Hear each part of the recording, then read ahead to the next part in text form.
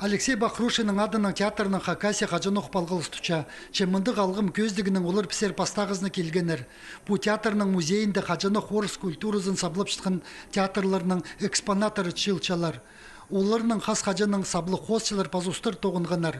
Че алғым көздігілерге сығып постарының чоқта бажыңынар. Сынды дізің, мұнды чылғын испайны палы жада чоғыл. Тыңны орын пербенер, аның арманда улғы немес выставка. Дмитрий Родионов, Хайдар немече пешеліпше аның үшін. Ше ол түпше бұл выставка көместе аспирзін Хайдық пістің Бахрушинский музейді улы хостар спектакльға темнелген. Пісер ағылған тоқыстарының көбізді чинтыларды қайрылып, чон алына телем сығарыл бейінжалар. Театрның чаячылары анзынаттың қомсычалар. Хакасияның терің балғылысты дүп, олар пучетпісті түзі дүбзергі сақыстығылар. Анзы пілтістік бір ойынға темнелген кеп азақ алай маска, сондағы спектакльлерді тұзолының бейінжа.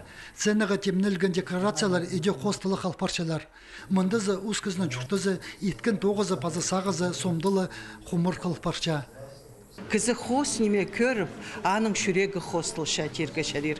Аныңар мен сағыншам көрікшілер келзіннер, көрзіннер, ассынар, пұстарына хос күзіп шеткін шеріні.